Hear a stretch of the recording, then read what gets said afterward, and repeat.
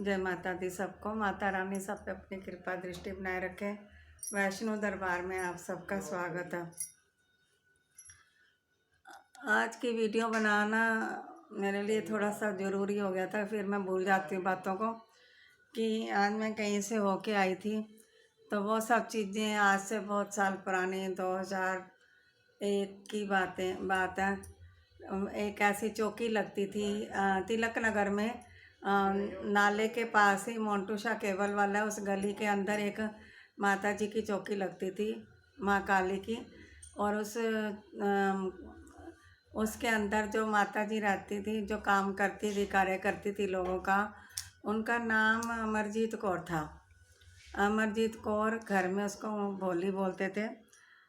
उसको मैं बहुत मतलब कि मैंने वहाँ सेवा भी करी थी काफ़ी टाइम। तो धीरे धीरे मुझको एहसास होने लग गया था कि इसके पास तो माता की शक्ति नहीं है, ये दूसरी चीज़ों से ये लोगों कार्य करती है। और उसने ना इतना लोगों का बुरा किया, इतना लोगों का बुरा किया। और उसको मैं कहती थी कि मत कर इस तरह की हरकतें, इसका परिणाम बहुत बुरा होगा। पर उस समय वो नहीं मानती थी। वो मेरे को कहती थी कि मेरे को उल्टा सीधा बोलती थी। तो मेरा भी उसने बहुत सारा बुरा किया था। और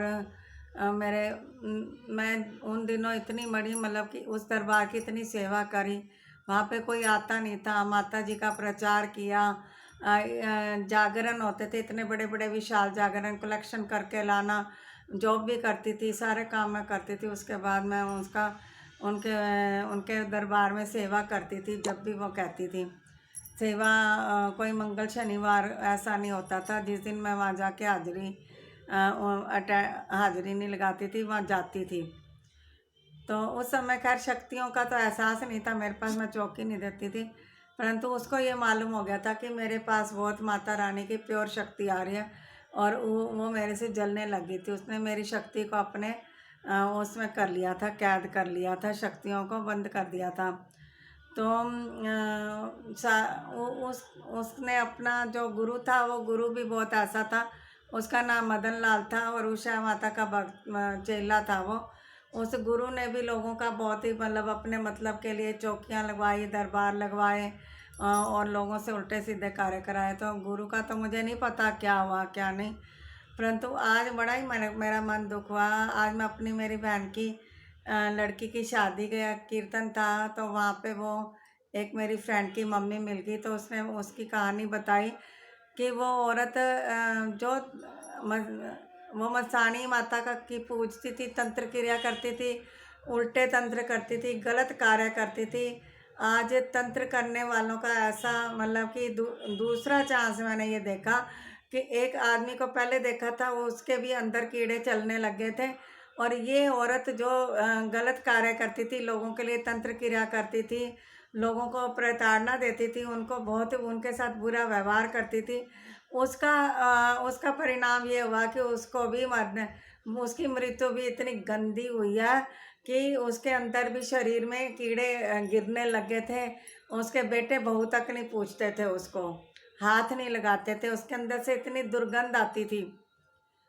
तो मेरा कहने का तात्पर्य यह है कि जो तांत्रिक लोग गलत लोगों का करते हैं, उनका अंजाम अंत में बहुत गंदा होता है और इसी प्रकार का अंजाम होता है। क्योंकि ये दूसरा एक्सपीरियंस मेरे सामने आया इस समय। दुख मेरे को इस बात का भी है आज कि मैं उसको माँ के रूप में माना था। माँ ही कहती थी उसको। तो उसने मेरे साथ जो किया उसके कर्म थे।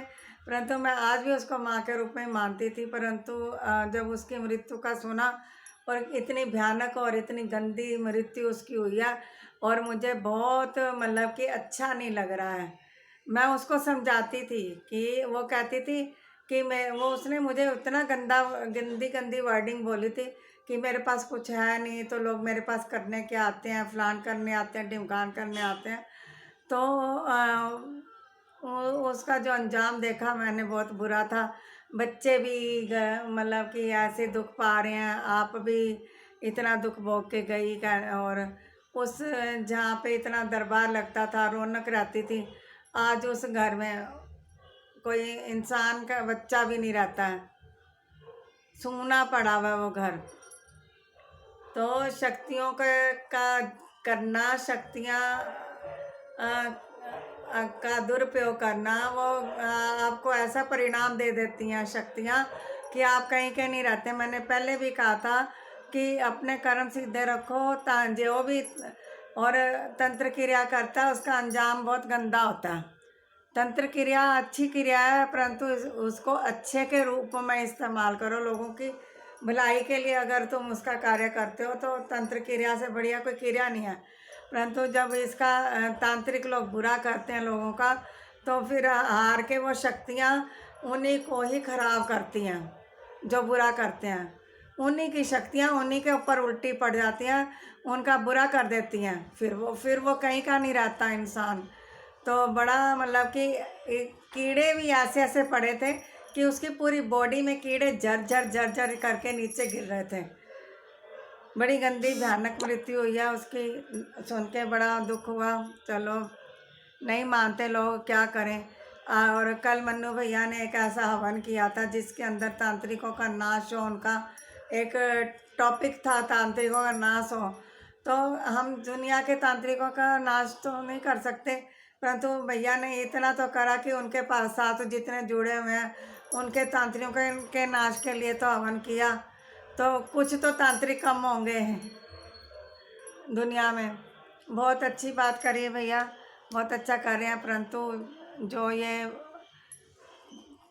तांत्रिक जितने भी तंत्र क्रिया कर रहे हैं, मैंने वीडियो बनाने का ये मतलब था कि वो इस तरह की हरकत ना करें। उनके भी अंजाम ऐसे होंगे जो उस अमरजीत कौर भोली के हुए हैं। जय माता दी सबको। माता रानी सब पे अपनी कृपा दृष्टि बनाए रखे, सबके दुख दूर करे। और माता रानी सबको इतनी खुशियाँ बांटे कि किसी को कोई दुख ना हो, और ना ही उनको कहीं पे जाना पड़े अपने दुख दूर करवाने के लिए। और ये हकीकत बात है कि कोई माइका लाल किसी का दुख दूर नहीं कर सकता, परमात्मा के अलावा कोई नहीं कर सकता। परमात्मा की शरण में जाओ। बार बार मैं एक ही वीडियो में बात कहती हूँ कि प्रभु की शरण में जाओ, उसके चरण पकड़ो, वही तुम्हारा कार्य करेगा और कोई नहीं कर सकता। जय माता दी। संत सनातन धर्म की जय। अपने अपने गुरु महाराज की जय। गौ माता की जय। भारत माता की जय।